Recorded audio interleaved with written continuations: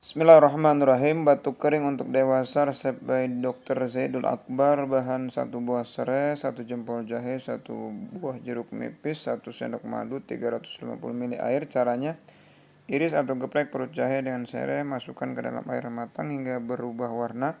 Tidak perlu sampai mendidih, tunggu hangat, beri jeruk nipis dan madu. Insya Allah tambahkan madunya. Resep untuk batuk berdahak, bahannya 1 sendok cengkeh, 3 bunga lawang atau pekak, 250 atau 300 ml air, madu secukupnya. Seduh semua bahan dengan air panas. Setelah hangat tambahkan madu, insya Allah. Untuk resep pengepuran nyeri tulang, bahannya 3 buah jeruk nipis, 2 sendok madu, 1 gelas air hangat, seujung sendok garam Himalaya. Campur semua bahan menjadi satu, minum selagi hangat. Manfaat bebas dari masalah pencernaan, masalah keasaman tubuh. Untuk resep flu, bahan 1 ruas jahe, 1 batang kayu manis, 3 buah cengkeh, 2 sendok madu, setengah sendok bivolon, 200-300 ml air. Jahe digeprek, tambahkan cengkeh dan kayu manis, diamkan hingga hangat, lalu beri madu dan bivolon, aduk hingga rata, minum selagi hangat, insya Allah. Teh anti pilek 1 sendok teh bubuk, 1 ruas jahe, 5 butir kapulaga, seujung sendok cengkeh, 300 ml air, madu secukupnya. Rebus semua bahan hingga air mendidih, tunggu hangat, tambahkan madu, minum saat hangat 2-3 kali. Resep sakit pusing kepala, bahan 1 ruas jahe, 350 ml air, madu secukupnya. Cara seduh jahe dengan air panas, tambahkan madu setelah hangat. Resep asam lambung 1 ruas jahe, 1 batang kayu manis, 1 sendok ketumbar, 1 sendok manis. Campur semua bahan ke dalam gelas, tuangkan air 250-300 ml, tunggu hangat dan tambahkan madu. Resep mah, bahan 7 lembar daun mint, 1 ruas jahe digeprek, 250 ml madu secukupnya. Resep ini juga bisa untuk batuk berdahak. Seduh jahe dan daun mint dengan air mendidih, tunggu hangat, beri madu, insya Allah. Resep masuk angin 1 buah 1 jempol jahe, 1 sendok madu, 300 ml air. Jahe digeprek, seduh dengan air panas, tunggu hangat, lalu tambahkan madu, minum selagi hangat, insya Allah. Resep asam lambung 1 buah jahe, 1 batang kayu manis, 1 sendok ketumbar, madu secukupnya. Cara, campurkan semua bahan ke dalam gelas, tuangkan air panas 250-300, tunggu hangat, tambahkan madu. Resep untuk alergi gatal-gatal, 3 jempol temulawak, iris tipis, asam jawa sebesar telur ayam, 2 gelas air kurang lebih 500 ml, gula aren secukupnya. Cara membuat, rebus semua bahan hingga hanya tersisa 1 gelas air, kira-kira 200 ml, tunggu hingga hangat, saring, siap dikonsumsi 2 kali sehari, jangan lupa bismillah. Jangan lupa baca bismillah, minum ini juga bisa membersihkan usus dan liver. Resep anti radang, bahan 1 sendok kunyit bubuk, 1 jeruk nipis, seujung sendok lada hitam, 300 ml air hangat, madu secukupnya. Campur semua bahan, aduk rata, segera minum selagi hangat. Resep mengangkat logam berat, bahan tape sepotong, 1-3 kurma, 300 ml air, blender semua bahan. Manfaat kayak enzim mengangkat kelebihan logam berat di tubuh. Resep diabetes, 1 sendok kayu manis, 1 sendok madu, 250 ml air panas. Seduh kayu manis dengan air panas, tunggu hangat, tambahkan madu. Jus memperbaiki hidrasi ginjal, 1 buah timun, 1 buah jeruk, madu. Resep sinusitis, bahan 1 bonggol nanas, 1 cap habas sauda, 1 gelas air, blender semua bahan, tuangkan ke dalam gelas, tunggu hingga hangat hingga mengendap, minum air bagian atasnya saja, insya Allah.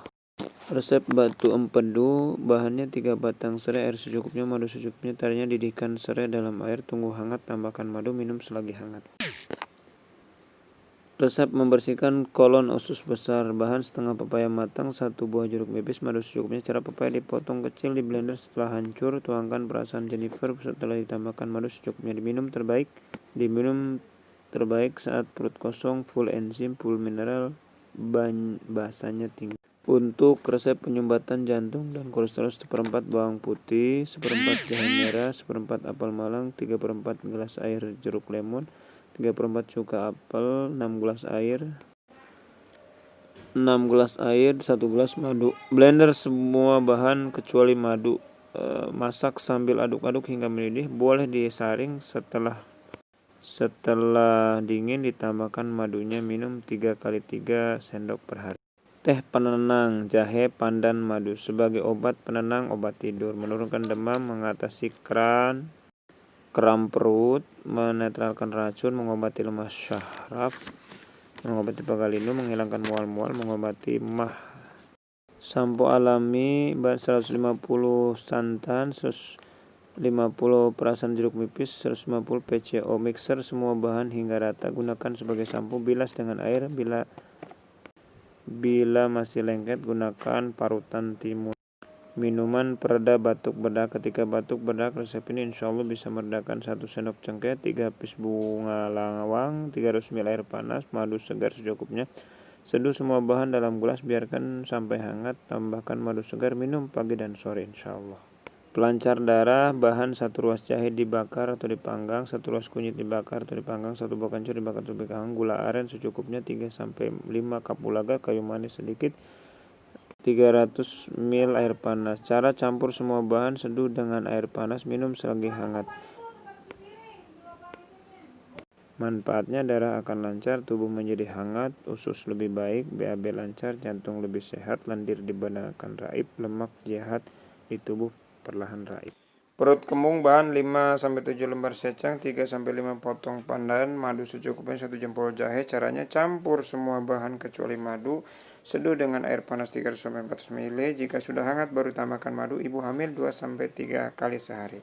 Badan tepar atau kecapean, bahan jahe merah sejempol, kunyit sejempol, kayu manis 4 cm, lada hitam 3 biji, kapulaga 3 biji, serai 1 batang, secang, ketumbar. Caranya, 1 campur semua bahan. Campur semua bahan kecuali madu, rebus dengan air 2 menit pertama lalu dimatikan. Jika sudah hangat baru tambahkan madu. Madu luka lecet, diare, daun jambu biji dan garam. Sakit tenggorokan, jeruk nipis dan madu. Sariawan, pisang dan madu. Demam, air kelapa muda dan madu. Maka setelah kembali ini berwarna-warni. Ada yang misalnya ketua umum kita, Profesor Dr. Kiai Said Agil Surat, pada waktu menulis disertasi S3 Silatullah bil Kaun pada tasawuf al-falsafi, karena kuliahnya di Ummul Qura, tempatnya Wahabi, maka di disertasinya sangat Wahabi. Bahkan Imam Ghazali, Imam Junaid al-Baghdadi dianggap sesat di bukunya itu. Nah, setelah pulang beliau gak jadi Wahabi, malah anti Wahabi, tapi malah bela Syiah. Ini. Dan ini kenyataan, bukunya ya ada, kemudian rekaman-rekaman ceramahnya ada. Mau ditutup-tutupi gak bisa, memang ada. Kemudian juga ini satu contoh ya, warna-warni pemikiran orang yang ada di NU. Jadi memang ada yang terpengaruh dengan Syiah. Kemudian yang terpengaruh dengan liberal juga ada. Yang terpengaruh dengan Wahabi ada. Dan ada di struktural juga. Tahun 2012, kira-kira tahun 2012, saya ada pertemuan LBM PBNU, Lajnah Bahsul Masail, karena saya dulu aktif termasuk staf ahli LBM PBNU. Pada waktu pertemuan, Khatib Am waktu itu Profesor Dr. Kiai Haji Malik Madani bilang pada saya, Pak Kiai, ada salam dari Rois Am Kiai Sahal Mahfud waktu itu. Apa? Kalau nulis buku Aswaja, agar diberi kata pengantar salah seorang Rois Syuriah, Profesor Dr. Kiai Haji Fulan, gak saya sebutkan karena sudah wafat. Saya bilang, Pak Yai, saya gak berani kalau beliau ngasih kata pengantar buku saya. Udah, kenapa? Aswaja itu pasti beda dengan Wahabi. Loh, terus beliau itu Wahabi yang ada di Rois Am itu, yang jadi Rois GBNU. Loh, apa buktinya? Ini buktinya. Buku-buku Wahabi terbitan Saudi yang dibagi-bagi gratis ke jamaah haji, salah satu yang menerjemahkan beliau ini. Artinya apa? Tokoh Wahabi masuk ke PBNU. Dan memang orang ini sering bertengkar dengan Syuriah yang lain. Saya menyaksikan sendiri. Mengapa? Karena Wahabi. Lama-lama saya tanya pada kawan yang Syuriah di PB, itu kok bisa masuk Syuriah di PBNU? Kan Wahabi itu sering bertengkar dengan sampean. Dia bilang, Pak Yai, saya sudah tanya sama Pak Ketua Umum, Kiai Said Akil, itu katanya titipan dari penguasa waktu itu. Artinya ini sudah banyak yang bermain di NU. Susah memang. Nah, lalu liberal ya. Liberalnya juga karena memang ya banyak kader-kader NU yang kuliah di barat. Walaupun nggak kuliah ke barat tapi dapat dana dari barat, akhirnya masuk. Kemarin waktu Bahsul Masail di Munas PBNU di Banjar ya, Jawa Barat. Ketika ada pertanyaan, apakah orang-orang kafir di Indonesia ini harbi, zimmi, mu'ahad, mustahna? Bukan keempat-empatnya, tapi kan kafir. Lalu ada dua orang yang liberal di PBNU bilang bahwa NU tidak menganggap orang beda agama dengan umat Islam di Indonesia itu kafir, itu non muslim. Ini taktik liberal. Mengapa begitu? Menurut orang liberal, orang yang punya kepercayaan pada agama apapun, Yahudi, Nasrani, Hindu, Buddha, Konghucu, Shinto, Majusi, itu semuanya orang beriman, bukan orang kafir. Mereka dianggap umat beriman, bukan orang kafir. Karenanya mereka hanya non-muslim. Sebenarnya beriman cuma non-muslim. Dan ini ditulis oleh salah seorang pembesar di PBNU di buku yang telah diterbitkan secara resmi oleh PBNU tahun 2012. Padahal tidak mengkafirkan orang di luar Islam itu hukumnya murtad. Di dalam kitab-kitab fikih, wa naqta'u bi kufri man lam yukaffir man dana bi ghairi Islam kal yahud wan nasara aw syakka fihi aw tawaqqafa fihi. Dan kami memastikan kekafiran orang yang tidak mengkafirkan orang-orang penganut agama selain Islam, seperti Yahudi, Nasara dan lain-lain, atau meragukan kekafiran mereka, atau tawakkuf, vakum, kafir apa enggak ya? Tidak bersikap. Ini sudah ada juga di PBNU. Kita ini memang Wahabi sesat, Syiah sesat. Di NU sudah mulai muncul pikiran-pikiran seperti itu. Dari sini akhirnya ya kiai-kiai, ustadz-ustadz, warga Nahdien, bukan cuma kiai, warga Nahdien yang masih yang masih mungkin oleh Allah dijaga, gak mau sama pikiran-pikiran itu. Saya ini kalau ngisi di Jawa Barat, ngisi di Jakarta, ngisi di Sumatera, yang ditanya apa, Pak Kiai, kenapa di NU ada orang berpendapat begitu? Menyebut nama, Pak Kiai, orang itu fulan itu ya apa, sesat apa enggak? Kok bilang begini? Nyebut nama, karena mereka tahu informasi. Untungnya kita ada di Pasuruan, memang tiap pagi ke sawah, kadang ke mana, entah antar ke Sabah, entar ke Tasik, tidak tahu seperti itu. Dan ini informasinya jelas masalah seperti ini. Ini sudah di mana-mana. Makanya saya kira penting ya judul topik mengawal NU dalam perspektif akidah, sosial, budaya dan ini sangat penting, terutama akidah NU. Memang yang baik warga NU nggak tahu akidahnya orang atas, terutama yang nggak benar.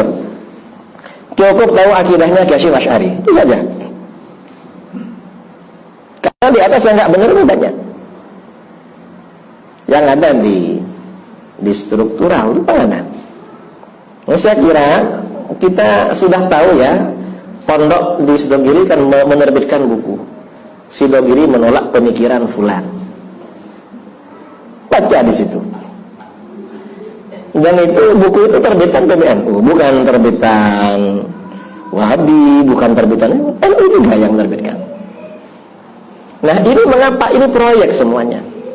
Makanya di dalam hadis dikatakan badiru bil a'mali fitanan kaqita'il lailil muzlim. Segeralah kalian melakukan amal-amal baik agar tidak kedahuluan fitnah-fitnah, sesuatu yang merusak. Kaqita'il lailil muzlim. Fitnah-fitnah ini seperti potongan-potongan malam yang gelap. Katanya salah, tapi kok kiai yang bilang. Katanya agak benar, tapi kok orang NU. Katanya agak benar, tapi kok Habib. Katanya agak benar, tapi kok ustaz. Yumsir rajulu mu'minan wa yusbihu kafiran. Sore-sore masih mukmin, paginya sudah kafir. Yang disampaikan enggak sesuai dengan Islam, malah ajaran kafir. Wa yusbihu mu'minan wa yumsi kafiran. Pagi-pagi masih mukmin, sore sudah kafir. Mengapa dalam bagian akhir hadis ini terangkan yabi'ur rajulu dinahu bi'aradin minad dunya. Seseorang menjual agamanya menjual, menukar atau menjual agamanya dengan Arab, dengan benda dari dunia. Artinya apa? Kalau ada pikiran-pikiran menyimpang, tidak sesuai dengan Islam Ahlus Sunnah wal Jamaah, biasanya ada yang bayar.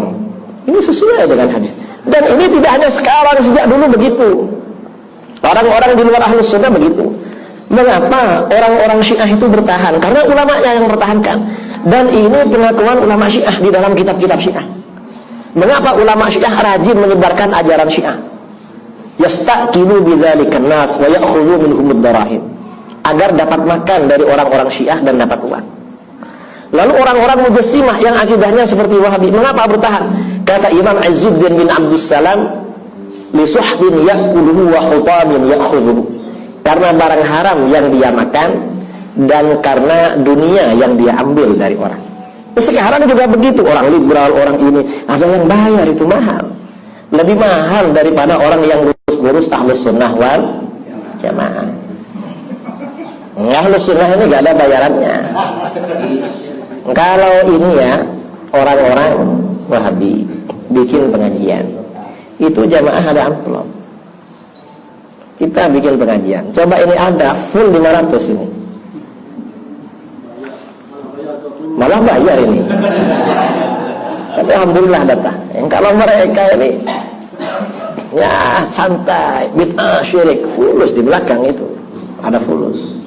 Bid'ah syirik itu fulus, dan pakai dolar itu, $1.500. Ustadz Salafi itu ya, katanya ada mantan Ustadz Salafi bilang pada saya, Kiai tahu berapa gaji Ustadz Salafi? 1.500. Kok tahu? Saya mantan, kata. Nah, cerita ke saya ya, mungkin nggak semuanya, tapi mereka ngaku ada daftarannya. $1.500 itu berapa? $1 15.000. Kalau 1.000 15 juta. Kalau yang 500 separuhnya 7,5 juta, 22.500.000. Kaper syirik, kaper itu 10 juta. Abi ini Pak Joko. Karena Sarah Ghazali, wallahu a'lam. Terima kasih atas jawaban tadi. Saya kira itu sudah tidak pertanyaan, ya. Baik mengenai kenapa majelis sekarang ditabir memiliki terhadap bahasa Arab sudah dijawab.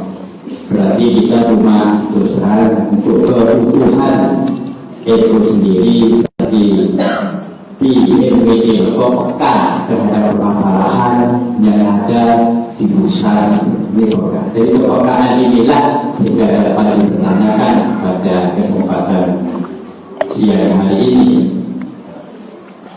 Untuk itu dari jawaban-jawaban tadi kita ambil hikmahnya, tetap kita menjaga keutuhan NU itu sendiri. Jadi kita ambil hikmahnya dengan keberadaan pemaparan dari BNI itu seperti ini. Bukan berarti kita harus berhenti kepada seseorang